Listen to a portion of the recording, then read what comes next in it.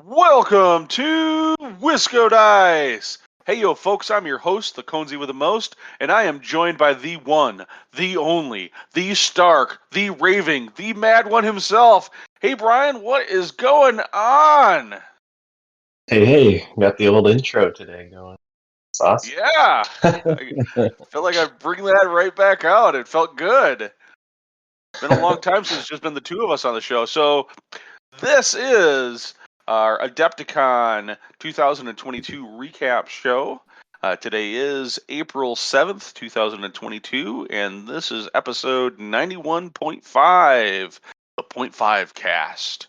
Like I mentioned, we're going to just dive right into talking about all things Brian and I did at Adepticon, and pretty much we lived on the same Adepticon track.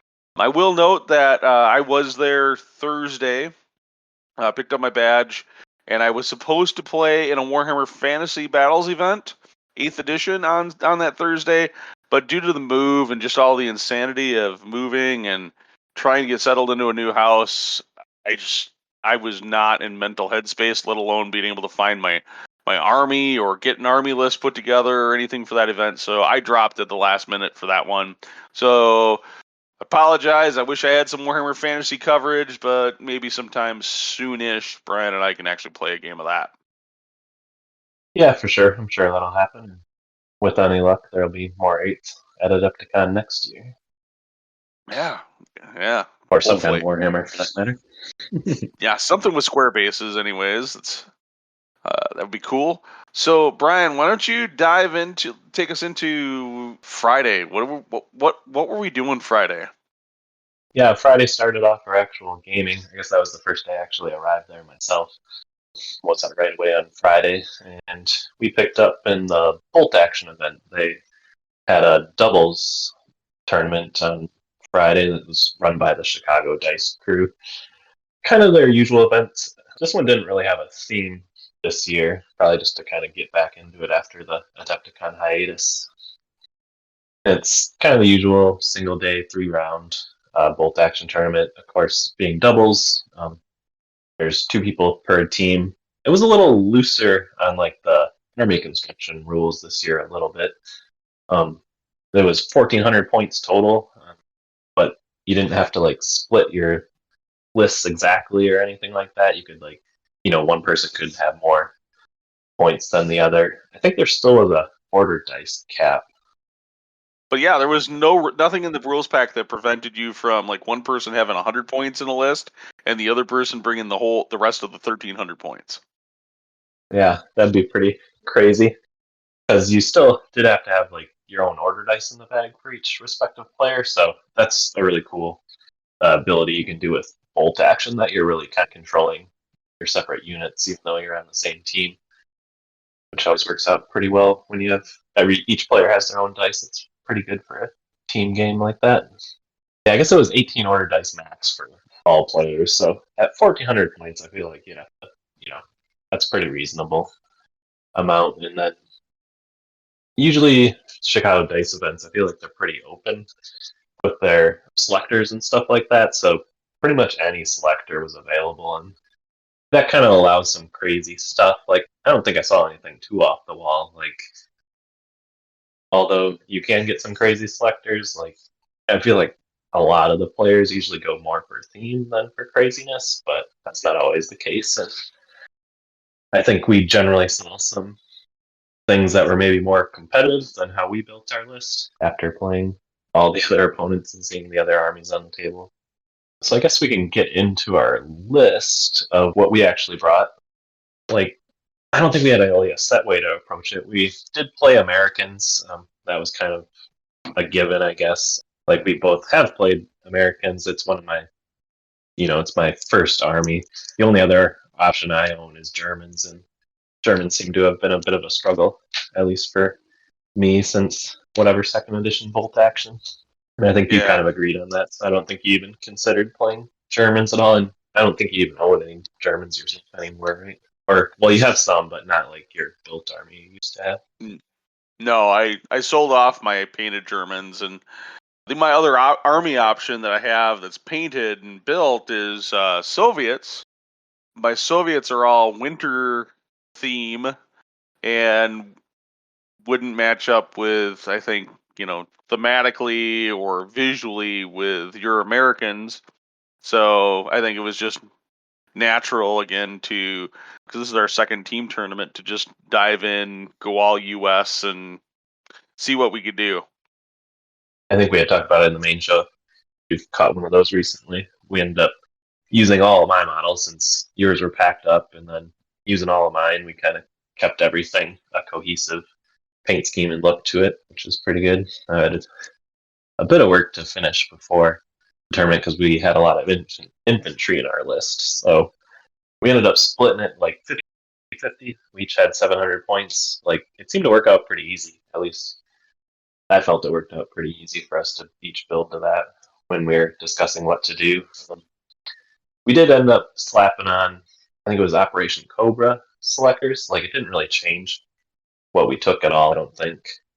But just as far as to pick some kind of theme, like, it fit pretty good. I think both of us usually play Americans kind of for that, shortly after Normandy entry into the war. So I say my Americans are my U.S. Army that I'm building is actually initial Italy invasion themed, so it's actually a little earlier in the war than this, but it's still almost exactly the kind of stuff that I would take, short of the vehicles. yeah, for sure. Like, I think we were talking about it after the fact. Like, if you go with like U.S. Army in general, you don't have a ton of variety when you're looking at selectors. Like, there's kind of minor differences, and usually the biggest being vehicles, but generally it's just Shermans or not Shermans. That's kind of how I look at it. Kind of. So yeah, paying regular, compulsory choices for my side of the course. We did go like full regular. I've kind of generally built to that a lot. I guess I do have one unit of veterans on my side, but I went with a first lieutenant with his buddy, and then had a couple 10-man squads on my compulsory choices. Just all rifles besides one bar, and then NCO, I was throwing SMG on them. And then we had played one game in recent history, and I think you kind of finally convinced me to start taking some bigger squads. Like, you had shown me your side of the list first, and I kind of tried to build similarly and take some bigger squads. But to get a few more things in, I ended up cutting them down a little bit. So then I had two other only 8-man squads, which is kind of what I've typically run. But from our experience playing on Friday, I think a 10-man for regulars is pretty good. The 8-man squad was built exactly like the 10, and that was an engineer squad, like I had mentioned. And they just had an extra SMG, but I also threw the flamethrower in there. But I don't think my flamethrower shot once in our whole Nope. in all of our games on Friday, which I think that's kind of the story of a lot of the things in the list. It seemed some of my support, I filled it out with a bazooka team, mortar team, and a sniper team. I do not remember them doing hardly anything. The bazooka had some good misses. I don't remember if it actually ever killed anything in our games. I don't think it did. No, I think the bazooka had some opportunities at least. The sniper had a few Yeah, it had some really opportunities. good shots. The mortar, I don't think ever landed. No, unfortunately, it didn't. Oh no, it landed. I think it landed once. Did it one time? I think on an enemy, maybe. like an enemy artillery piece or something like that. I think you landed it, and then we ran out of time for the next shot. Or Yeah, I think that was target. part of it with the mortar. Like, I don't think any of our games went past turn 4, so that's not very many shots, especially if you had to like move onto the table or something like that. And then, lastly, in my list, I had just a Dodge 3/4 ton truck, and that was primarily to haul around the engineers, and occasionally I could have put a bazooka in there or something if I saw fit. But it's kind of, I don't know, pretty standard loadout for what I pick.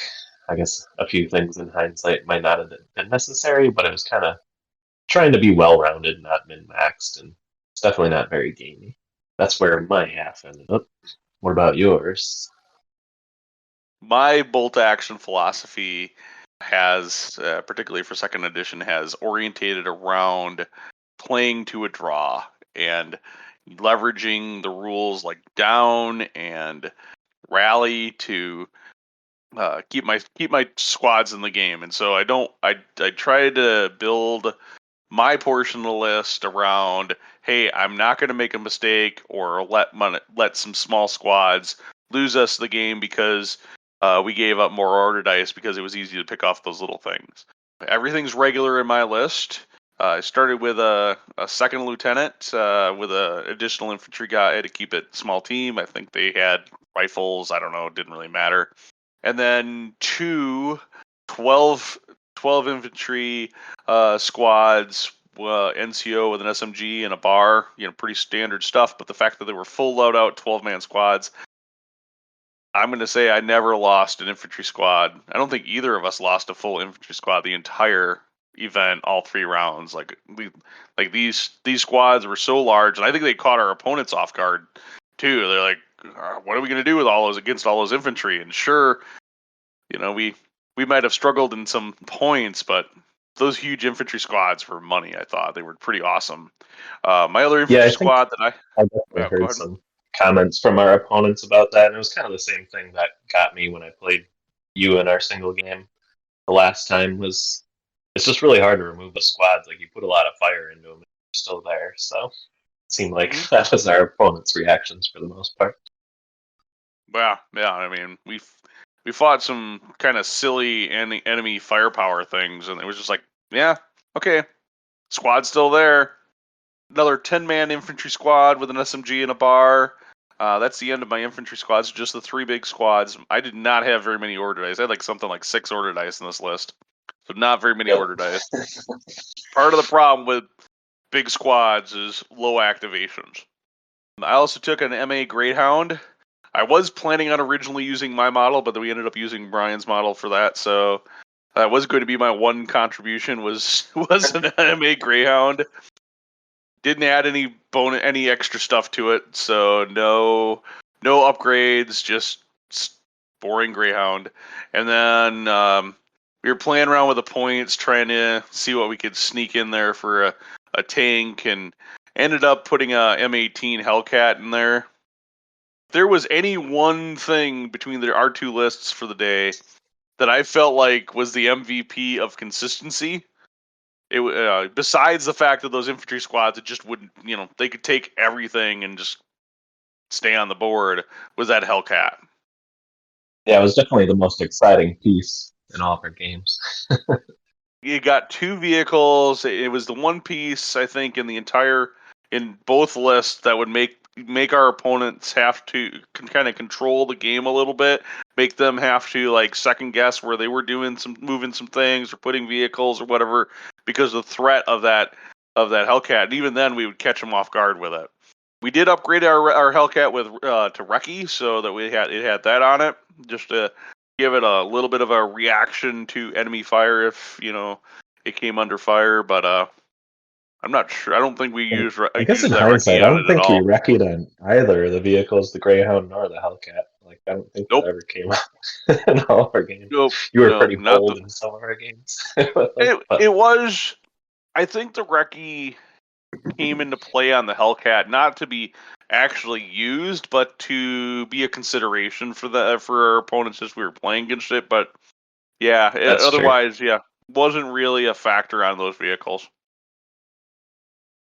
But that's the list. That's our 2 lists, and combined, we formed Voltron. No, we were just a giant, massive dudes. We had a massive, giant, massive dudes. That was our theme. So hopefully that came out pretty well. But first round, we drew what was going to be, spoiler here, the winners of the team event. A pair of players. Unfortunately, we don't have their names, but they had, I don't even know what force selector they were, but they were Russian armies. One was a tank platoon, and the other one was a standard Russian army off this selector. And there was a flame vehicle armored car that was like armor 7, and 2 stewards that had 20. Yeah, two stewards that had 20 or 20 shots every time they fired. and the Katyusha, with the truck with the Katyusha rockets on it, and wasn't there something else, and They then also had the two. Quad Maxim, Yep, that one, Quad and Maxim truck. And then they had two of the body armor squads with flamethrowers, which never really came to bear on us. yeah, they were too slow. And then the two ZIS Yeah. threes or whatever artillery pieces. Like, Yep. it was a very well optimized list, and particularly well optimized if you were playing against armies that had, smaller squads, I think. But as it turns out, they drew us. Yeah, I think I assume their second and third games went a lot better. This first game, the scenario was I can't remember the exact name of it or where it's come from. It was the first time I've played it, but we each had like a diagonal corner zone. Like it might have went to the halfway point on the short side and the long side, and then you have the diagonal between that.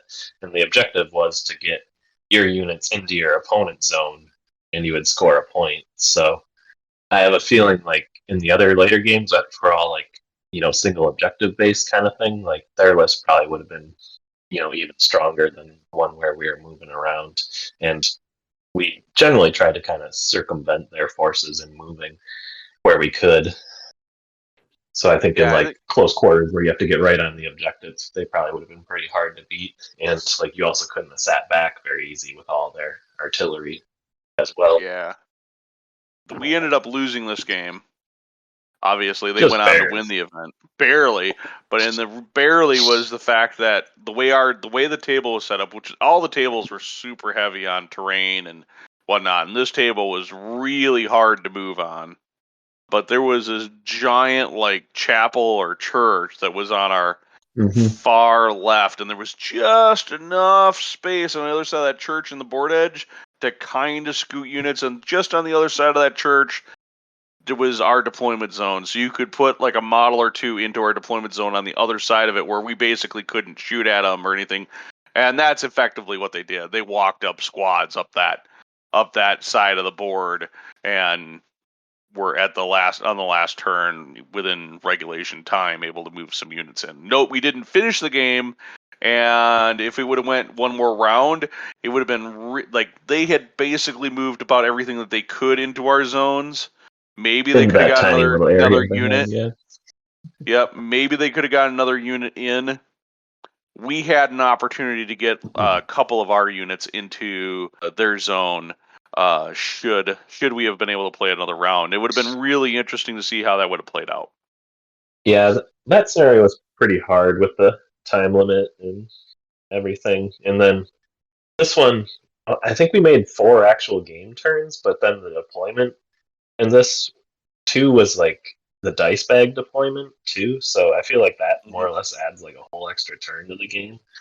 Yep. So by the time you set up, you're pretty far into your time already. So it was kind of hard to get too far to really get the list going. And then we haven't played a ton of bolt action.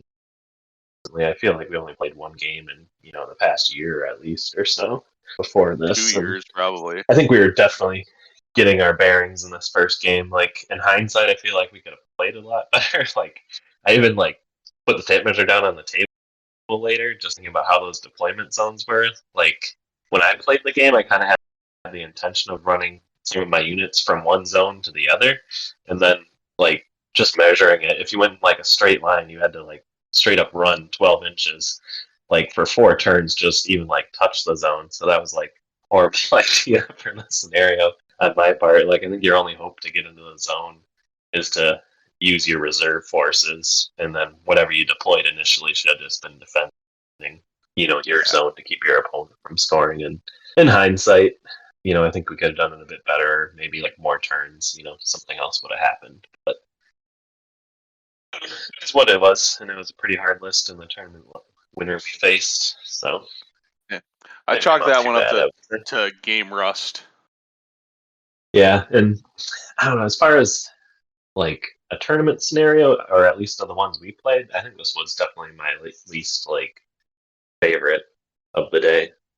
Yeah, definitely. least favorite scenario. But that gets us into the next round, where I think we had our favorite scenario of the day. And this round this was up one was really against. cool. Yeah, this one was really cool. And it was up against a pair of players who were playing both German armies. So that was cool. Like we actually first round they tried to pair Axis versus Allied, but we ended up playing against an Allied, or Allied on Allied, which we probably were one of the few tables that were playing Allied versus Allied. So this game we actually got to play against Axis, which was cool, and our dreaded nemesis, the Germans. I don't remember all of what was in their list. I don't remember terribly. Like generally, it was a pretty high veteran list. I It know it was was, veteran yeah, grenadiers and Luftwaffe, I think, or Fallschirmjäger some, rather. Yeah, it yeah, was Falschmager, like yeah, that's what. Fallschirmjäger and veteran grenadiers. So it was kind of smaller squads. I know they had, MMGs in the grenadiers in the. I think the Luftwaffe, or I keep saying Luftwaffe, Fallschirmjäger, I think had some assault rifles in their units. They were all pretty small units. I know they had a Wirbelwind, and then whatever they had the 222, I think, car with the whatever autocannon on it. Yeah. So the Wirbelwind was definitely kind of intimidating. I know that was one of the themes of the day I noticed is that like almost everybody had some kind of anti-air vehicle in their list, which game wise, when you're shooting up infantry with whatever 20 dice or whatever, it kind of makes sense. So Yeah. luckily, I Yes. felt like they were pretty timid with their Wirbelwind in our game. I mean, we did have whatever the bazooka and the Greyhound and the Hellcat to all threat it with, so they kind of kept it back pretty good from us. Yeah. Yeah. So again, another game that we ran out of time, but I like this game. Like I felt very good about the game. Like I loved the scenario and the decisions. What you had, these 6 markers on the board that you could control, and when you gained control, then it would get a number counter on it, and you could choose to destroy. It was like an ammo supply depot or something like that, and you could choose to basically destroy that depot and score the points as equal to whatever the number counter was at the end of the round, or you could risk it and leave it in place. But if your opponent was able to contest it, that number counter got wiped out back to 0 until somebody took control of it again. So that was very Yeah. interesting because you were like, oh, are they going to be able to get to this next round or not? If they can, and they're still at the end of the round, oh, I'm going to lose all those points. You were like playing this like weird, interesting kind of like, do I risk it? Do I not? And of course, this game again came down. I think we drew this game. This was a draw, right? Sure, yeah. Pretty sure we drew Because this. yeah, we had the exact same score on the basis. Yep. Like one more turn, it would have been pretty interesting. We would either Yeah. We gotten the win had. or held a draw. Yep. It was really Because we close. had 2 squads that were in like one run move to be able to threaten their center objective, which was their only objective they hadn't scored yet. And I don't think they had a unit that they could get to any of our objectives. I think we blew Yeah. one, but our other 2 were Yep. still up and going to score on that final round. But we didn't get to play the final round, so who knows if we would have been able to get one of those 2 squads to manage to get to and contest their center objective by the end of the game. But that would have been interesting to see, because that would have been another one of those games where I think one of those squads was one of my like huge squads. I think. I mean, it had been whittled down Mm-hmm. a little bit, but one of my huge squads. So I've been really interested to see if those big 12-man squads to start the game with could have managed to come out at the end. Yeah, I think we're talking to them after the game, and they knew they couldn't like stop us from getting there. They were just hoping they could shoot us off of it. But yeah, with that many dudes, it would have been really hard to kill all those guys off there. It was probably like, you know, almost 20 guys between our 2 units. Like, I don't think my Yeah, squad was quite as strong as yours, but that was going to be a lot of guys to yeah. get off The of only there. thing we had to the only thing we had to contest with is one of those squads had like 1 or 2 pins on it. So who knows? Yep. Like we failed a number of order checks throughout the day on like one pin You or failed it. trying to get units on the board. Yes. Yeah, I don't remember failing too many order checks, but It was a you good were second definitely round. struggling to bring some stuff. I was really excited about the event at this point because yeah, losing kind of stunk in the first round, but I think we knew why we lost. This second round, the scenario in the mission was so much fun. Like I just enjoyed like the entire mission and the tacticalness of choosing when and if and like taking that risk reward of when you blew those depots. It was just a really good, really well put together scenario and a lot of fun to play. Yeah, I definitely really liked it. It was new concept on the objectives for both of us, and I feel like a lot of the objective games, like how they're normally scored, like it's really easy to draw. It always ends up in draw. It feels like because all you have to have is dudes there at the end of the game to contest it. And it's kind of done, but being able to blow them and score those points and whatever way all the strategy there was really cool. Yep.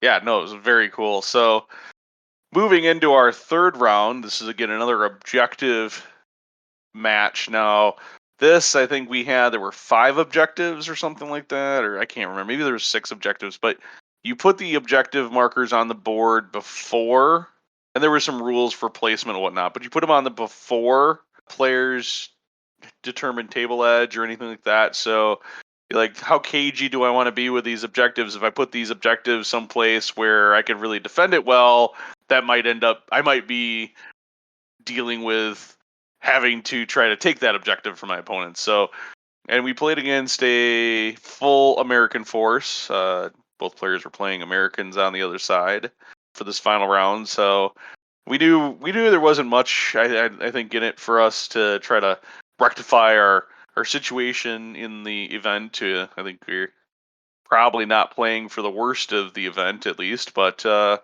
this was again, these objective games were interesting, and again this one really I think came down to just a lack of time. I think we were starting to get to be on the losing end of it, but I think there was still at the end of the game I think we still had an opportunity if it would have played the final round to maybe swing it back to a draw.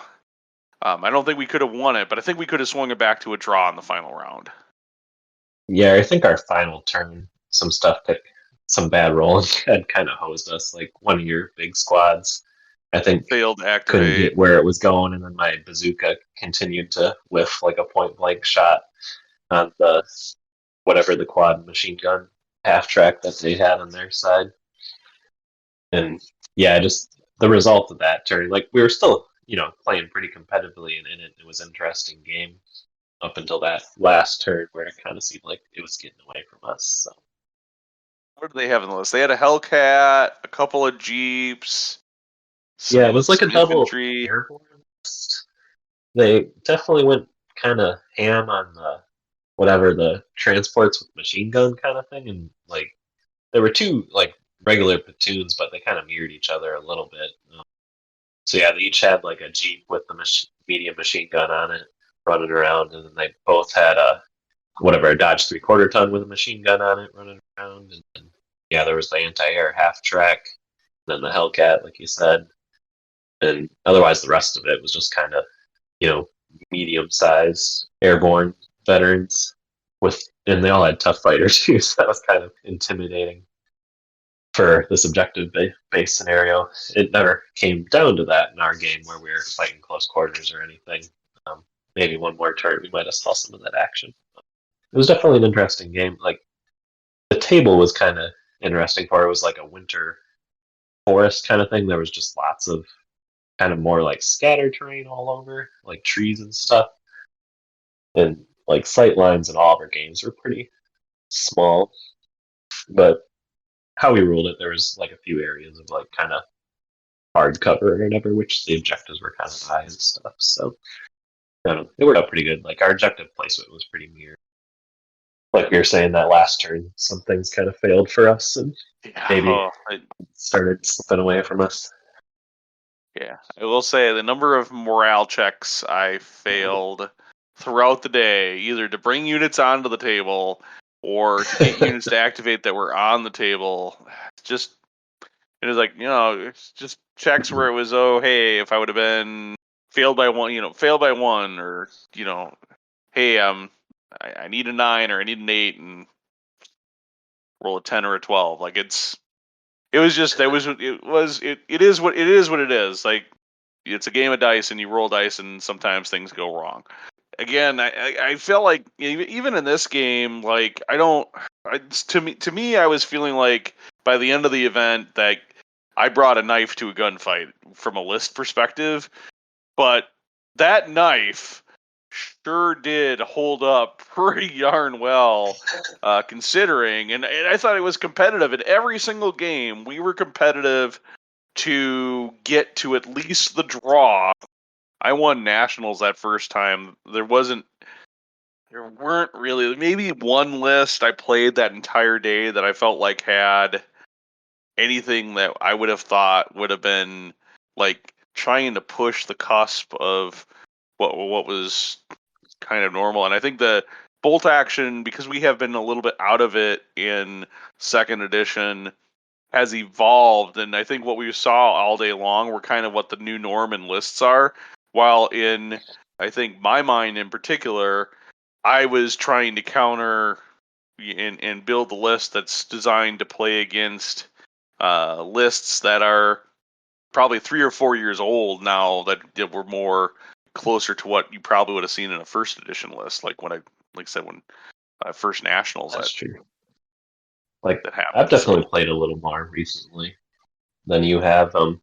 That was a little eye opening kind of for this one.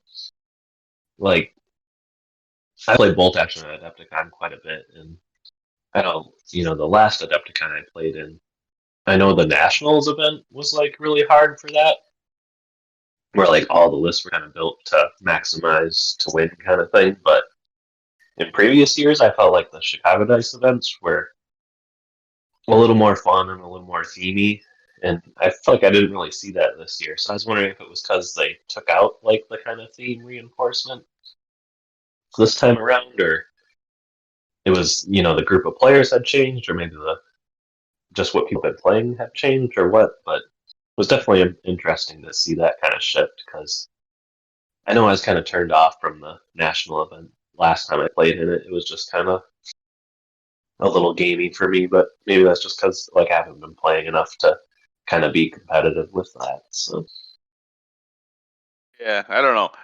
What I will say is I had a great time. It was a lot of fun. yeah, it's definitely fun.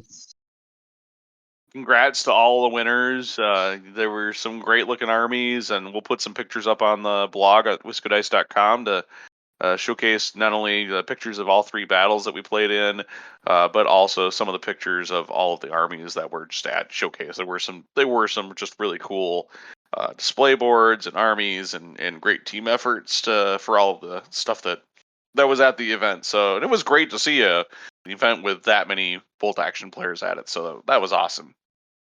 We wrapped up the day. We went and got in the hotel and chased down some deep dish pizza, which was great, and a couple of beers, and crashed for the night because I don't know about you, Brian, but I was at Adepticon for one event and one event only that I really, really was passionate about, and that is Battle for the Cowl Batman miniature game tournament. But let's take a break, and when we get back, we'll dive right into that event.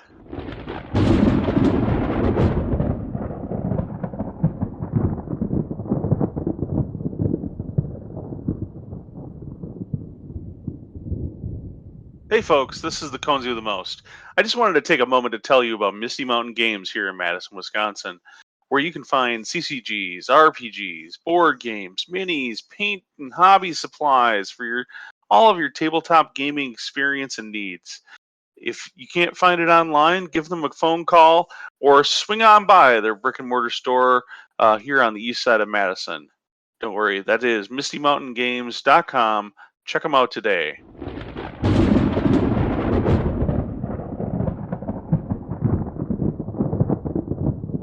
And we're back. let's go ahead and talk about Battle for the Cowl, Batman Miniature Games, 3rd edition. 4 rounds of Batman. I was ready for it. I was this is the game I'm super into and have been playing a lot lately. So, and I felt like I had a poor showing at Renegade this year. I mean, I won best appearance at Renegade, but I don't think like, my win-loss record. I think I actually had a losing record overall. So I didn't. I felt like I wanted some redemption, and this is the first tournament I'd been able to go to since then. So I did bring Joker again as my crew. This was a 2-list format, so we'll go over both of our lists really quick, taking in turns, just kind of breaking it up. So my primary list, that I, at least what I felt was my primary list, was led with the special limited 3rd edition kickoff model with the Red Hood Joker, the Harley Quinn that came in the back to Gotham box, and then a bunch of hench thugs. So Buffon, high security henchman, Rasta Clown and his assault rifle, Joker's bus driver for bodyguard and coming on the board later in the 2nd round, and then thugs 1, 4, 5, and 6, which includes the little janky knife thug who's super fast with move 10, and the and thug 6 bringing that bodyguard. So lots of just goons. It was a 10 model crew, and obviously I'm Joker. I'm bringing all the goons and all the trying to benefit from that. So Brian, what did you bring for your first list? One of the Red Hood lists that you had run before. Like, I think we had played it once Yeah. game night at Noble Night. Yeah, I right after Renegade, I came back and put this list together. I see. All right, well, getting into my list, it's kind of been the standard League thing I've been playing lately. Kind of whatever, optimizing, seeing what I like and what I have and what plays well for me. It's basically just the Bat Box, which is what I've been playing for quite a long time, but something at some point drove me to tweak it a little bit. The only difference between the Bat Box, so as Talia is my leader, and then Heretic is kind of the wreck your face, hard to kill guy. And then normally the Bat Box has Cheshire in it. She's a free agent, kind of like a fast ninja poison assassin-y kind of person, but I took her out. I actually swapped in Deadshot, who the version that comes in like the whatever Back to Gotham set. Since I had him around, I had always been jealous of everybody's ranged firepower, since range seems pretty powerful in 3rd edition Batman. So kind of wanted to try it out myself, and it worked out really good for me. So he's kind of been in the staple list I've been running lately. And then to fill out the end of the list, it's just the 4 assassins from the Bat Box. So nothing too special there. They have like whatever 2 blood weapons, and a few have little unique traits like poison or scouting, and some of the equipment I have them set up to allows them to be either like undercover or hidden setups and stuff like that. So can kind of push them out there during the deployment. But nothing too crazy in my list. I guess you didn't mention your objective deck at all. I think it follows pretty close to the Bat Match rules that just recently came out, but we had to like build one deck that was for both of your lists, and you could exchange the character cards differently. You're limited to 3 unique character cards, like not just 3 cards, but you could have like whatever, one set of 3 for one character, and then the 2 other characters as well. My league list, it sounds like it's fairly common for a league list to kind of center around having lots of suspects out and then scoring points off of those for having like more suspects than your opponent and stuff like that. So that's kind of the idea with my list, is to pop all those suspects out there and kind of defend them and hopefully kill enough the opponent to keep my suspects out there and hopefully interfere with their plans. Yeah, that's kind of how mine runs. I'll just throw in, I did build a second list now, but I didn't put like any thought into it at all. I just wanted to bring a couple more painted models. Like, I haven't run another list that's been worth anything lately. So I have Damian, Wayne, and then I have Cheshire the Bat Box painted. So I think I threw my other list. It was Talia, Heretic, Damien and Cheshire, and then I think I had one assassin in there, so it was like a really small list, and like I just piled a ton of equipment in an assassin because he was the only one who could take it. I think he literally like almost had everything available, and I didn't really intend to play it. It was just a way to kind of validly bring a couple more models to the table to display. Sure. Yeah, no, I've done that in the past. I think I did. Well, I did that exact thing at Renegade this year. I took my, my second Yeah, I think list that's where I got the philosophy from. was more about bringing pretty models so that I could maybe sucker a vote or two for appearance or get an extra appearance award on. So my second list actually was a list that I potentially would play, and I actually did play during the day. Featured Heath Ledger Joker as my boss. Again, Harley from the Back to Gotham box, heist, and then a pile of henchmen led by high security henchmen and Joker's Biker 1. That's the one with the SMG. Like him, fast, can shoot, double blood, awesome guy. Rasta Clown for some assault rifle, Chuckles for another little SMG in the list, and then a pile of just basic thugs. Thug 1, Thug 4, Thug 6, and Hobo Clown. So lots of clowns. This list, the two lists, like my first list you mentioned, Brian, you like to do just swarm the table of objectives, get all of your suspect markers down on the board, and that's how you're scoring your cards. My Red Hood Joker list was more of a list to screw with suspect markers. Again, I want to have the majority of suspect markers on the table, but like Red Hood Joker with his detonate ability allows me to blow up suspect markers without having to take a manipulate action. It's just special. So gave me some opportunities to really mess with opponents' suspect markers, and every time I played the Red Hood Joker list, I was definitely ruling the roost with having the most suspect markers on the board, like in every single one of those games.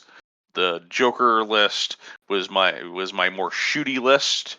So if I felt like and the reason I played it in the one time was because I felt like I needed a ranged attack advantage and more lethality in my list, which I think that list brings. Of the two lists, I think the Red Hood Joker list was the better performer consistently of the two. Round 1, what did you play against, Brian, for your round 1? I played Finian. He had Teen Titans. I was a little intimidated to face Teen Titans. I guess I'd played him like once or twice. There was a local player who was running them, and we had a tournament right before COVID where I faced him in third edition. That was before we had like our own objective decks and stuff, and I definitely had a really hard time dealing with them then. After those games, I kind of, figured out what to do against him. His list, like I guess I don't know, a lot of Titans lists seem to vary more than I would think they would. What did he have? He had like one of the Red Hoods. It was like, or is that the right name? The Robin. Yeah, he's called the Red Hood. Yeah, it's Red Hood. With the crowbar. Mm-hmm. And then he had Nightwing. Nightwing was his leader. What else? He had Starfire. I don't know why I can never remember her name. She used to be the magic one. Oh, Raven. Raven, there we go. So I thought that was kind of interesting to see Raven back on the table. Like, she used to be like really powerful when magic was still a thing and maybe a thing again one day, but he was pretty confident that she still was pretty useful and worth her points, even without the magic. And then I think Dove was the last person in his list. Yeah. He did have an alternate list, but he didn't have any other models out for it. I think he must have played it in round 2 because he ended up coming and asking to borrow my Damien card because I think his other list had like all the Robins in it basically or something. I didn't actually see it, so I'm not sure what it was. But so I'm definitely not familiar with Titans, so it's kind of intimidating starting off. And I was trying to remember, like in the bat match, we each like kind of draft whatever deployments and whatever events. And I was trying to remember. I think I can't even remember what deployment or event. Oh, I think we picked my deployment. It's the one where you have two zones like in each little corner of the table, and I ended up putting all mine in the one zone. I can't remember. Oh no, I do remember the event now. Is the one where you start with a couple suspects on the table. I think if I'm not horribly mixing that up, I should have got my cards out to check.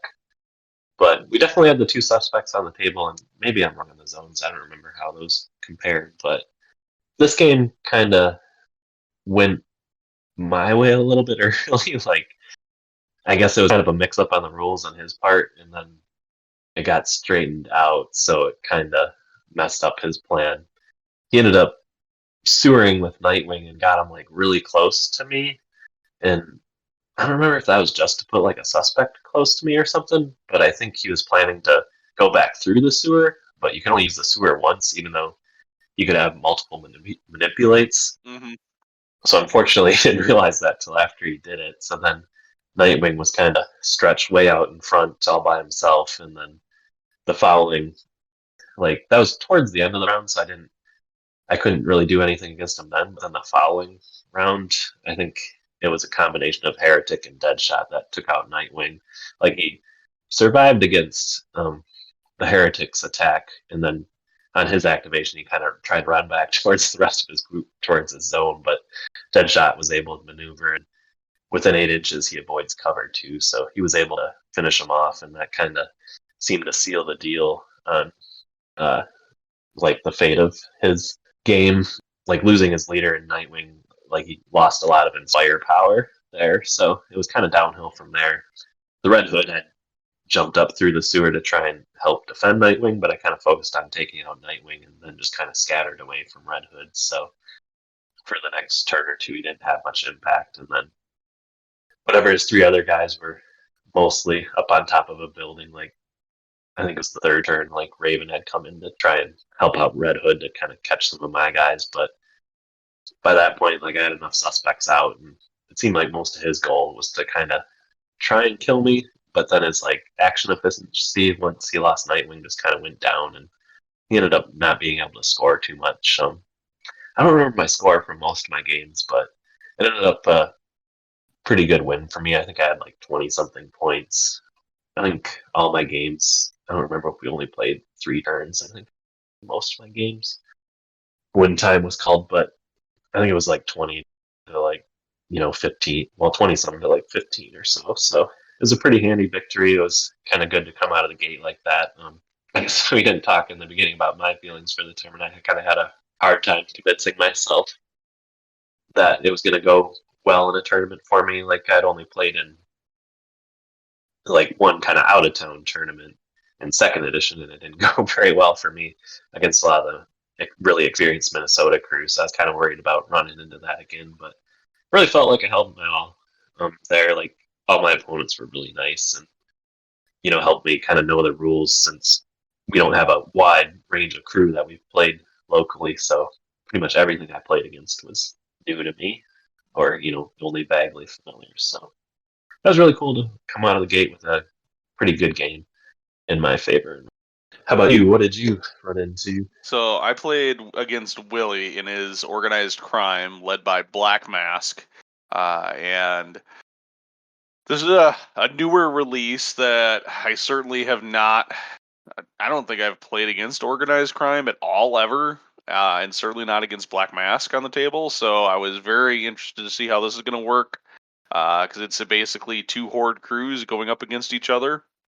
I don't fully understand exactly how everything worked.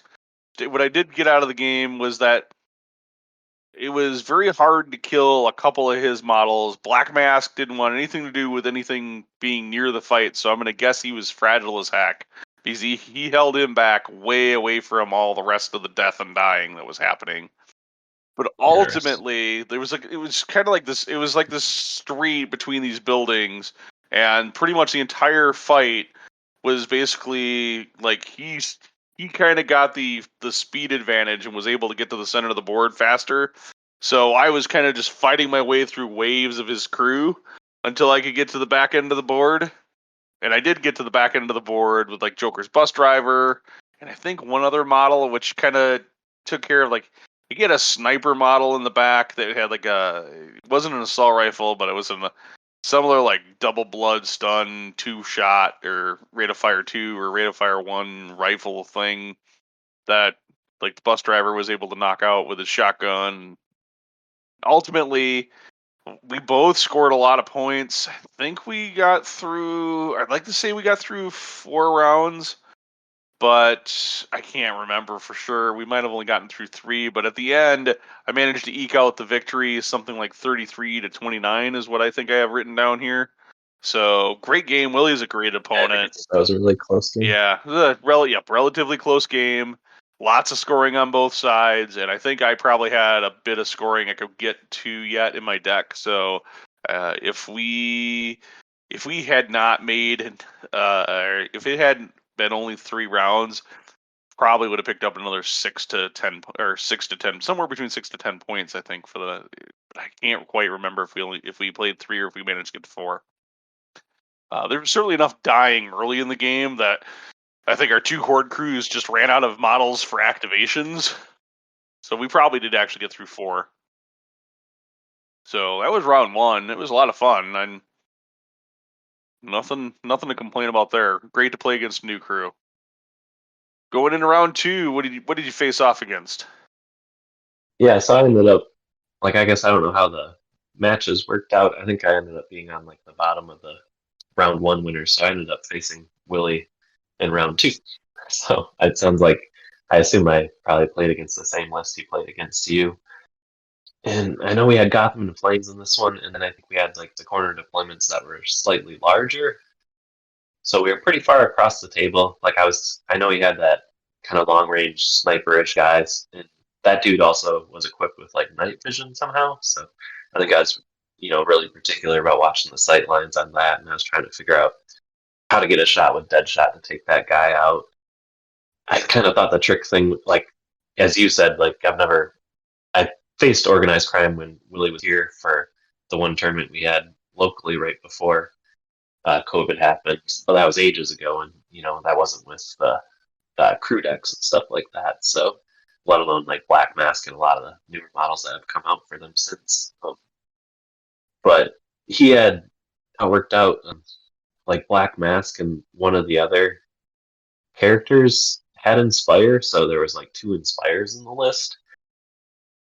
So that was really unique. At least that's how I played it against me. Like they all kind of flooded out of their zone and kind of had the same thing that I usually run into, which is having a hard time finding enough space to put all your suspects down. So that was really the big struggle in this game was like usually I can play to have a lot of my suspects like all out first turn, but with the terrain and stuff, it was really hard to get them all out there. And then he was flooding so many out there, it made it tough to go against my usual strategy. And that's always kind of a struggle when the opponent's trying to get all their suspects out as well. So I think, I don't remember if it was maybe turn 2, like I finagled something so Deadshot was able to take out that sniper. He had him up on like a truck that was back in his deployment zone, so you could kind of have free reign down the couple of streets he could see down, while all the rest of my crew kind of went off to the side, hiding behind buildings, and Talia was just helping him bust out suspects all over. But in doing that, I kind of exposed Deadshot a little bit, and like he just like swarmed. I think it was like 4 or 5 guys all through the sewer who kind of pounced on Deadshot, and then so he was kind of out in the wind coming into. I think that was round 2 where they all came through the sewer on him, and then round 3 he was kind of fixing to get his butt kicked pretty good. I was able to send Heretic over there to kind of help him out a little bit, but Deadshot got knocked out pretty quickly, and then I think I ended up using a Lazarus Pit to like wake him back up, but then he was knocked down, so somebody had an activation to take him out first, but at least distracted a little bit. So that was kind of the main highlights in that game, and then the Gotham and Flames was kind of bouncing around in the center of the table. I think it had gone back and forth between us a couple times as which direction it went, and then like that center point was kind of right where our crews ended up interacting. So I think various models of ours ended up on fire throughout a couple turns in the end there, where we were trying to pick off the other opponent's suspects and stuff. Like it was probably one of the more engaging games I had, where we were both trying to pick each other's suspects while getting as many as we could out there. This one ended up being another victory for me. I think he was struggling to score more of his cards than I was. I think I was in the higher 20s this time, and I think he was right around 20. So it wasn't too bad of a game. Again, we only were able to fit 3 turns in the round, but it was still a pretty good game, and I was pretty happy to come out and hold my own against a new crew again. And yeah, like you said, Willie's a really fun guy to play against too. So all my opponents were pretty cool. So it was another good game.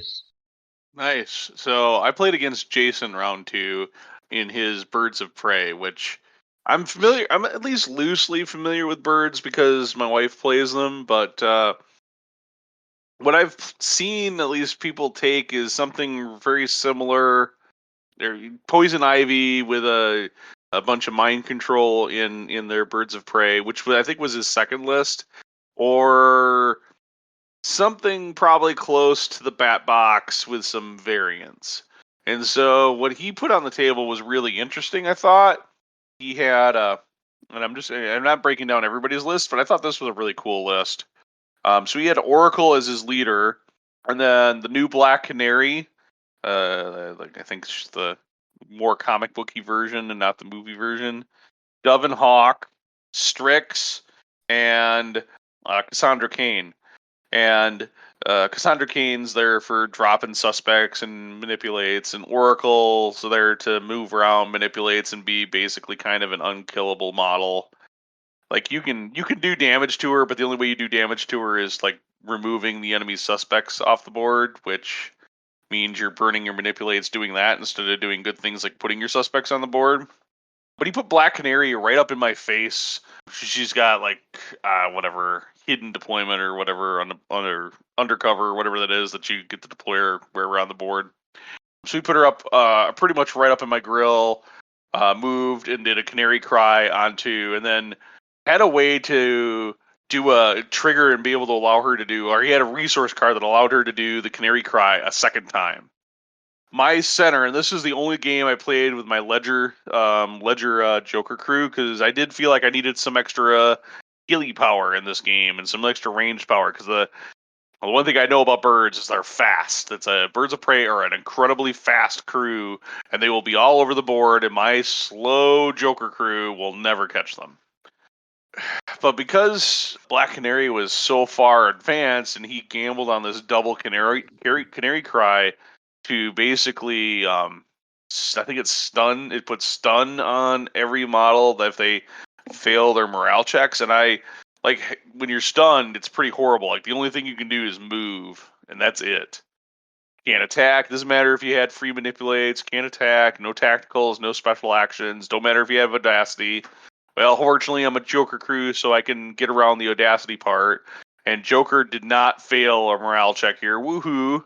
Um, but I think all the rest of my thugs around him, like 4 or 5 thugs around him, all failed morale checks. Like almost everybody he was within his inspire range turn 1 couldn't really do anything. But I had just enough stuff that I could kill. I was able to kill Black Canary before she could get to a med crate on round. See, she plopped her. There was a med crate plopped next to her. So if I wouldn't have killed her, she would have activated likely first round 2 and got a med crate, healed up, and got out of dodge. So that was awesome. I got her off the board right off the bat. And then from my perspective, I needed to go after Dove next because she can heal things, and I didn't want any of that. I wanted that damage to stick, so I got her KO'd. I couldn't, I didn't have anything in position to be able to kill her or take her off the board, but KOing her, and I think she failed to wake up the one round, which was awesome. So this kind of just let me, because I was kind of taking it to his models, I would let me play the suspect game. Unfortunately, like he was scoring cards left over right, and I'm not sure. I wasn't able to keep track of like why, or I keep asking why he was scoring cards. I was just kind of trusting him on why he was, whatever the cards were. I just could not keep up with his scoring, and he was scoring a lot of 3-point cards, which ultimately, for whatever reason, I think one of my rounds I kind of stumbled and I couldn't score cards. I was doing a great job of beating him down, but I couldn't get any cards to score. So ultimately, I ended up losing this game. Yeah. Yeah, that kind of happens in Batman where you have a Yeah. bad round sometimes. It kind of I mean, I killed messes up your game. 145 rep of his crew, which is my best kill for the kill game for the event, but I could not manage to beat him in score, so I actually took a loss, 36-29 in this round. But what I did take away was I came home and went, how do I build? Suzanne, oh my god, I played against this awesome Birds of Prey crew that was like really different. And other than Strix, which I'm not going to go buy because I think she's in a bat box, and I'm just not going to buy a bat box for like one model. I think Yeah, so. I think she might come in the I'm like, other Owl's than box. Strix, we could field a very similar list for your Birds of Prey, and this would be like fighty and fun, and it's just exactly what you want to play and give you a great alternative. So, I was able to talk to Suzanne about that, and she's getting excited to be able to play again. So, hopefully soon we'll get to play. I'll get her Awesome. back to the table with some Batman. Told her how you got your butt Yeah, kicked by birds, exactly. and she got excited. So, but now I'm 1 win and 1 loss. I'm at least breaking even, but it was a little disheartening to take a loss here. I was hoping to be in a position of contention, and here, well, I'm got that loss, which means there's no way I'm going to win this event for the day. So we went into round 3. Mr. Hey, you got 2 wins. What happened? So my round 3 opponent, that was Richard. He is playing a Bane list. I think Willie had played him in one of the previous, or somebody had played him. I don't remember who played him. Maybe it wasn't Willie, but somebody had played him, and I kind of heard about it. And I think you might have gave me the general impression too that Bane kind of does what you expect, where Bane will wreck your face, but he's normally kind of slow, and then you just kind of control his mercenaries around him. But again, like I was completely unfamiliar with the objective deck. So this one, I think we kind of had the standard like deployment zone, like whatever down the rear edge of the table, and I don't know, the event I don't think was very impactful to the game. So I generally approached this one where I was just going to try and avoid Bane. He had one of his hidden guys. He ended up, like, I had deployed all mine to like one side of my zone, so there was a lot of my back end of the table where he had placed one of his hidden guys. So I used Tally's ability to redeploy Heretic, and he went over there and was kind of out of the way and focusing on just killing that one model that was back there. I'm not sure what he had planned with that, or if it was just kind of, have something back there to mess with me, or maybe just score points by dropping things in my zone somehow.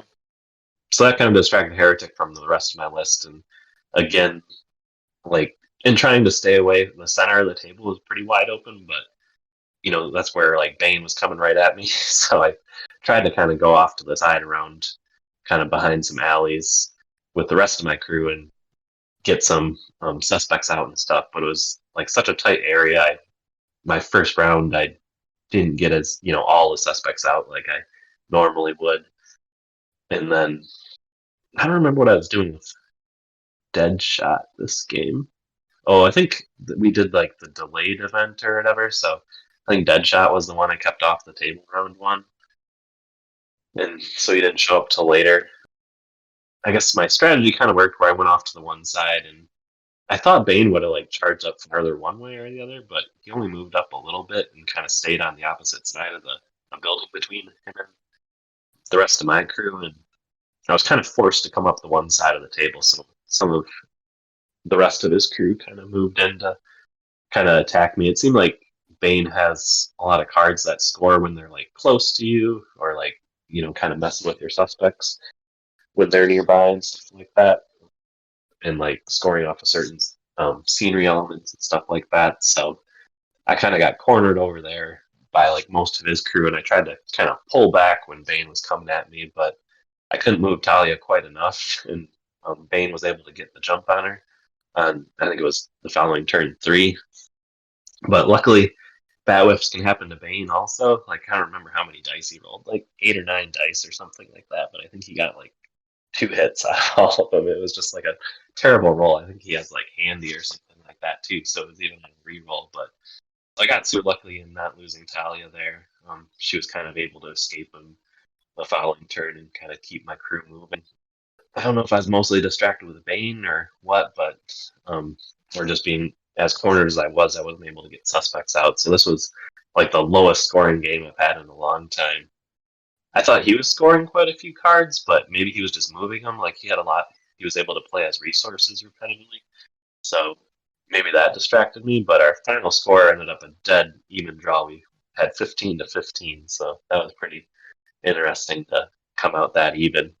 I think we probably only played till the end of round 3. I don't remember if we got the 4th round in or not, but um, that was kind of the main thing that happened was I was able to escape from Talia from Bane, and then a couple of my henchmen got mucked up with his, and I kind of got distracted to that other henchman of his back in my zone, and I ended up I had her knocked out, and I messed up with the rules on how you like can put more blood damage on somebody to kill them when they're knocked out.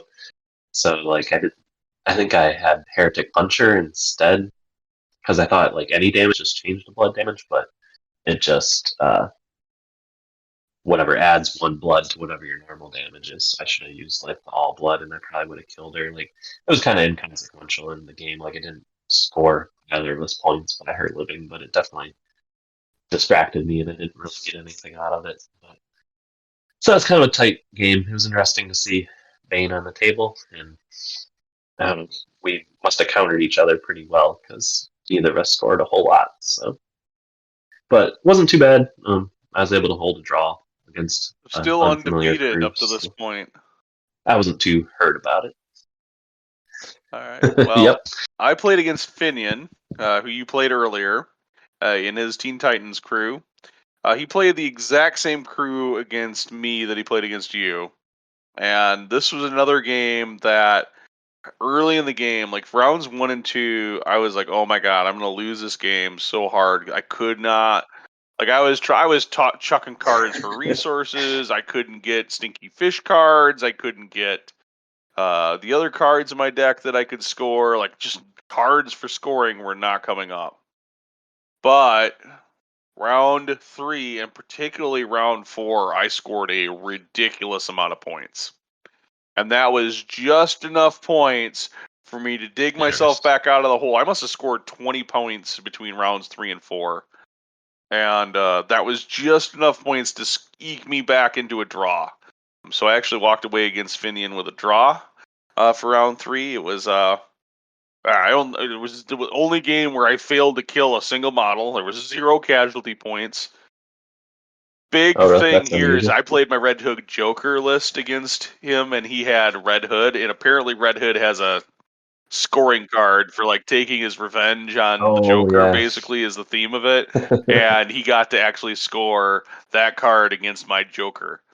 My Joker didn't get taken off the table, so I was like, okay, I'll give you the moral victory. You get to feel good about scoring that card, and well, I get a draw. So hey, because at the end of that game, I had to get ultra aggressive with like my stuff and take a whole bunch of risks, and I think he was more focused about trying to keep scoring some cards near the end, and my And it stuff worked out. just managed to survive. But yeah, like that, like the turn he tried to take out the Joker. Like I think his dice didn't roll super great, and I was able to get a couple of blocks. Otherwise, my Joker probably would have came off the board, and who knows? I probably could not have been able to recover from that. So, but it was a super fun game. Like, I was getting a little tired at this point. My brain was starting to get Batman frazzled. Yeah, I was to be able to eke out a draw there. Felt pretty good about that. Now we're going into round 4. Mr. Undefeated, what is going on here in round 4? I get really crabby. It was definitely a long day of gaming. Like all my games went longer than the time limit just to finish turn 3, and so I didn't have much for breaks between them even. And then going into round 4, I'd kind of heard about it all day. Like I had that draw, but I think I might have been the only other undefeated person at that point, technically, going into round 4. So I ended up facing Adam. He's definitely been in a lot of the tournaments and plays a lot of different stuff. He had it was supposed to be a joke, apparently, is how the story was. He brought the Big Bang Theory crew, which I definitely didn't really expect to see in a tournament. I think I might have looked at their cards another time or something and thought they seemed kind of powerful from a points perspective, but I just thought they were so much nonsense. I wasn't sure that you would actually see him on the table. And I think that's what he was expecting, but I was hearing about him all day. It's not exactly how it worked out. He was just scoring an insane amount of points. So I was like kind of looking down the barrel coming to the round to face that. And then I had found out they have goofy rules where you can't actually kill them off the table. Like if you kill them or knock them out, they just like pop back up, like completely full health. Like you get to place them within 4 inches of wherever you kill them. I guess like he was big on like, oh, you can kind of control and dictate where they're at with that, but I don't know. It just was kind of disheartening not to be able to remove models from the tables. So like that's usually the level of my control against an opponent is maybe taking some of their models off. So I felt like I was kind of going uphill at it at that point. So I was really discouraged going to the final round. He's a really cool guy and cool player, and he's familiar with the league too. And I don't know, he gave me a little bit of pointers running into it since it's such an odd list. Like the biggest problem is probably nobody's familiar with it. Like he seems to think it would be like pretty easily beatable, and I think I tried the strategy kind of went for was to just get all my suspects out there and just try and guard them up and avoid him kind of, or like just kill him and fend him off so you couldn't get close to my stuff. But I didn't really see how that was supposed to work. Penny in the crew is like a hypnotized person, so I was kind of warned to stay away from her. And then I think the one time I attacked somebody, it was like the hardest person in the list. Like I guess Zach is like the Superman guy, and he's pretty durable. So I think it took Deadshot and Heretic to take him out once, and I only did that to score Deadshot's card. And that was like the only time I attempted to like kill anybody since it seemed kind of pointless. And I think I looked out like he was having a rough time getting his point scoring going. Like I scored pretty good in this game, but I had heard all day like he was almost scoring his whole deck or something like that, and it was a good like I don't remember like 50 some points he was able to score in his deck, and I think other rounds he was like 3 or 4 points short and be like, oh man, I almost did it kind of thing. So I was just really down, not looking forward to it, and I don't know, it was just a weird crew to face. So luckily he's a good guy and it ended up being an all right game. He plays League also, so I kind of got to pick his brain about a few things about that. I would have liked to talk to him more about it. And he thought my list was kind of unusual from what he usually does, so it would have been interesting to hear more about. It sounds like he plays them similar, but my like model choice was a bit different. I think generally I play a bit killier of a crew, so facing a crew that I couldn't kill was, I don't know, kind of a job. But it was still a high scoring game. I think we were pretty close. I don't remember if I scored like 37 or 34 or something like that, but he scored like 43 or 45 or something like that. So he ended up winning the tournament then. He was undefeated all day. It was an okay game for what it was. Like, I definitely came through the game in higher spirits than I went into it. So I feel bad for being such a grump going into it, but it was just kind of a intimidating list to play against. But it was definitely interesting. So I don't know if you want to throw people a bone and play a high point list, go with Big Bang Theory. Or just don't, because that list, nobody, like, I get it. It's Big Bang Theory, and people are going to buy it because it's Big Bang Theory, but don't put that crap on the table because it's not Batman. I think it's definitely not Back to Gotham. Kind of annoying. Grittier street game with whatever, that TV show. So no. But yeah, he intended it to be a joke. Yeah, joke was on us. Haha! I won Adepticon with Big Bang Theory. Exactly. Yeah, I saw that on the couple of social media groups later. Like, who won Adepticon Battle for the Cowl?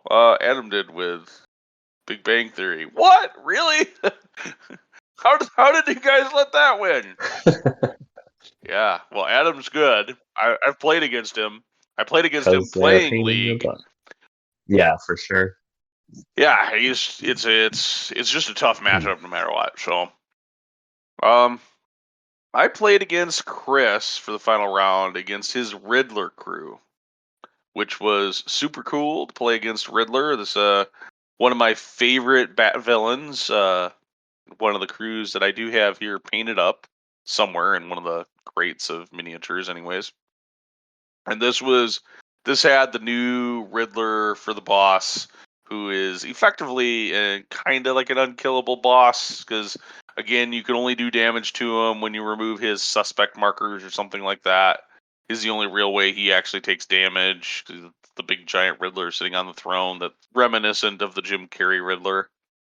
For the most part, he deployed all in one corner of the table. I deployed all in the opposite corner of the table. And his crew basically just walked from one corner of the table from like his left corner to his right, or actually from his right corner to his left corner. And he just stayed over there within that 12 inches of that table edge, just walking his whole crew from one side to the other, just plopping riddle or popping suspect markers all the way, trying to contest for that, having the most markers on it. But it was all about like Riddler's cards are all like score if you have more odd number number counters. No, you put number counters on suspects a bunch, and it's all like score your cards if you have more odd number suspects than you have even number suspects, or things like that. Was all like it's all kind of a puzzle. Like if you're playing Riddler, you kind of have to puzzle to score all your cards, right? But I did manage to kind of get close enough, and between Red Hood's detonate being able to blow up some suspect markers, I was able to just get the cusp of the edge of having more suspects. And once I did that, I kind of canceled out some of his ability to score, coupled with my ability to score off of having more suspects. I have a few cards in my deck that let me score off of having more suspects than my opponent. And I was able to get my scoring engine going and keep it going regular and often, which is just the way I want to be going with my Joker crew. If that's happening, I'm generally doing pretty well. If I'm scoring and scoring often, perfect. Because none of my cards, like Joker doesn't have 3-point cards really effectively, other than they have one 3-point card really. I did manage to score the win here, 34-29 against the Riddler, and managed to get my second win for the day. So I went 2 wins, a draw, and a loss, which is the same record as my boy Brian here. Just however the tie breaks were, which I think were actually off of victory points. I think I outscored you victory points for the day, and which is the tie break between the two of us for bat match. Yeah, so I especially snuck in third while you had the by far harder matchup for the day. Like if it was a strength of schedule for third or fourth in the event, I think you would have had strength of schedule versus me. But you got to your record, your 15 bat match points, the hard way, where I kind of trickled up the bottom bottom Yeah, of it's the just the event, hard way. went up. Yeah, we did play 2 of the same people, so We got to the end, and I took third. You took fourth overall. Which is pretty awesome. Represent Madison, Batman. It's awesome. And I was super excited about that. Since effectively Stefan was running this thing, this event came with what I will call Stefan's kind of standard giveaway kit at the end of the event, which is piles of brand new Batman product. I think we rotated through everyone, got 3 or 4 picks from the prize pool. Like it was just stupid, crazy amount of stuff. Like there had to have been, I don't know, $1,000 of near of product sitting there. yeah, it was a lot of stuff. Yeah, how he rolls through the prizes like that, like huge lumps don't go to the top people or whatever. Like kind of everybody gets their share, like the whatever you get your pick by rank. So your first pick, you get what you want, kind of thing, and then I don't know. There's enough stuff there. Everybody, I think, is getting stuff they want, and it's just crazy how much stuff you get away. Like even if you were the last person, you generally get the same, if not more, as much as the top player does, and everybody seems happy about it. From what I can tell, I'm very and that's happy the way about Renegade has went, and I saw the prize pool for the Renegade Open here this spring, and it's just like it's crazy. It's awesome. I think you made out much better than I did, but like part of my problem was I owned I like I want to take the big money items because they're worth a lot of money. But at the same time, I'm like, I already own all that stuff. So what am I going to do with a bunch of duplicate, models and kits? I'm just going to end up eBaying it for cash. And then so I picked models that I didn't have, which I think left a lot of the big ticket items for people that were further down the rankings to be able to grab. Like, I know there was a Back to Gotham box, and Yeah, I think that's how it worked out with some of the grabs where, people have a lot of the stuff already, so there's not much reason to get yep. another duplicate of it. It's not as fun to just sell it off as it is to get something new in there. There was a lot of the unique models in there too, like web exclusives and stuff like that. So people are usually pretty happy to grab those, even though they're just one model, but they're kind of limited. So Yeah. I lucked out. I was able to piece together like the entire Bane crew almost. Like I got like whatever 4 picks and almost managed to get like most every model there can be for Bane, which was pretty awesome. Like I got the Overdrive Bat Box. I think that was my first or second choice. I don't remember, but I also got the Bane Unleashed model, which is a really cool model, and then Bird in the Mercs box, and then also the other little support Bane with the whatever the kind of stealth ninja and like the other woman with the huge arm, Bane Venom arm in there. So I got like I came away with like a whole crew, and like everybody seemed excited for. Like I pieced together that whole crew. There was the big Dark Knight Rises starter, and I don't remember somebody else came up. There was a couple other bat boxes too. So I think somebody got like a Birds box. And there might have been an Owls box up there too or something. But a lot of people came away with whole crews definitely. and a lot of models. I think I had I came away with excited. 3 individual little tiny blister packs. Like I looked at your haul when we were done picking and going, man, I stunk at picking models, but even then, I still feel like I came away with a pretty good lot of stuff. Yeah, for sure. I think you have most everything that I chose. Everything. Yeah, and all the. I think I don't know. I don't think I have Bird and the Mercs for Bane. I gotta once I get things unpacked a bit more, I will figure it out. But I don't think I have him. But yeah. Oh, I did get. Yeah. Maybe that was the first one I grabbed actually, because I thought it would go with my Dark Knight Rises Bane, but then it worked out like I was on the Bane train. All those other choices were there. Yeah, I got KG Beast, Emperor Penguin, and Gagi. I think that's so I got a little 3 blitzer packs, which that's still. I mean, I still did pretty awesome there actually, but at the time, looking at some of everybody else's giant piles of loot, I was like, oh man, I should have. Man, I feel bad, but at the same time, I had a great time. I had an amazing record. I feel like Matt, we between the two of us, we really came back and I thought represented Madison Batman really well. Showcased that even though I took a beating at Renegade, I think that beating coming back to Madison helped everybody here locally be able to play the game better. Made us all better, more competitive. Sure. So now we just need to focus on growing the scene of Batman here in Madison and see if we can get 3, 4, 5 of us to show up at some of these events and really start wrecking some face and showcasing that Madison is a powerhouse of Batman. But yeah, no, super pumped up after the event. Yep, that's what I was just gonna say. Is that I don't know, I was super pumped for Batman after the event. Like I was kind of timid going into the Batman tournament scene, but I'm just super energized about it. Just to even play more, get more models done. Like I've almost finished 2 models tournament already, just off that mojo. And I don't know, I'm really excited for more. I haven't had a hobby station for nearly 3 months, and just very recently, as in 2 days ago, I have something that I can actually sit down and paint at, and I put paint on. I went and grabbed the tub of miniatures that I had wrapped up that were all miniatures that were in my old office that some of them I had worked on, some of them were primed, And I'm like, I don't care which one of these, like the first pack that I opened of, like, 'cause they're all bubble wrapped. Like the first bubble wrapped pack of miniatures I open here that has something that's primed, that's the model I'm going to put paint on. I don't care what game it is, whatever.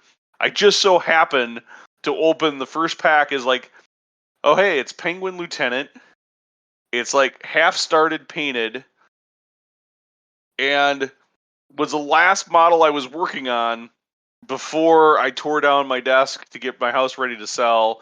So here was like the first model I'm able to actually put some paint on, and I threw some paint on them, and like it's still, I don't have lighting at my hobby desk yet. The last part to set up lighting showed up today, so I can actually set that up hopefully tomorrow. But even still, like the fact that I was like able to sit down and paint, like get that pumped up energy, positive energy from this Batman tournament, like I'm super stoked. I got so many models I need to work on now, and so much painting energy. We'll see how long it lasts. Hopefully it lasts a while. All right, I think that gets us through Adepticon. We took off after that, so not much shopping. I mean, I ran around the vendor hall. I didn't actually purchase a thing this year. Not that there wasn't a lack there. The vendor hall at Adepticon was bigger than I think any previous year. It's just one, there was barely anything Batman, which is to be expected. It's a small game right now, and after the bolt action tournament, I need some time to like sit down and get my head back into bolt action before I start making some more crazy purchases for that game, because I have so much of it laying around, not built or painted. But I do, after playing in the team tournament, I did walk away thinking maybe I should see what I can do to get a couple of these more interesting options available to me.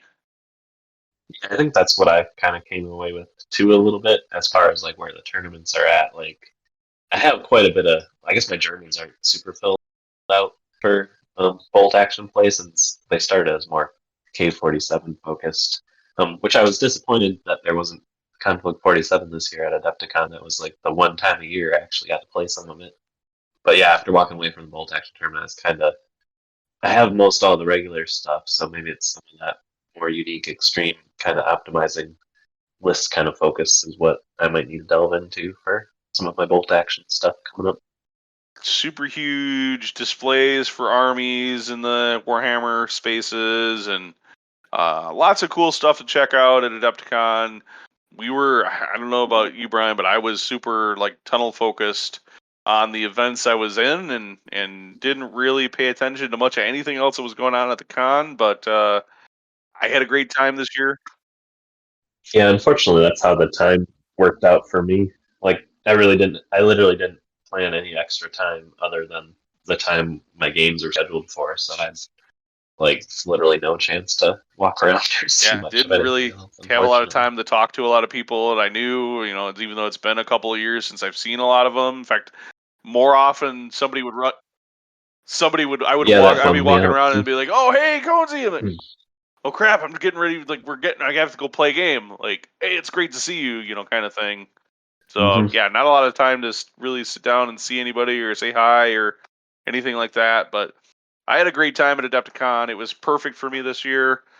All the events I played in were super awesome, and I can't wait to play some more Batman and Bolt Action and other miniatures games soon. Thank you so much for listening. Make sure you leave a review of this show wherever your favorite place is to find podcasts. Oh, and by the way, give us a like on our Facebook page. And don't forget to follow us on Twitter, Instagram, or Pinterest while you're at it. If you haven't looked recently, make sure you catch up on the blog at wiscodice.com. Hey, Brian, what's that site? Oh, darn. I forget. Justin, what's our website again? Wiscodice.com. That's right, it's wiscodice.com. And until next time, everyone, peace out.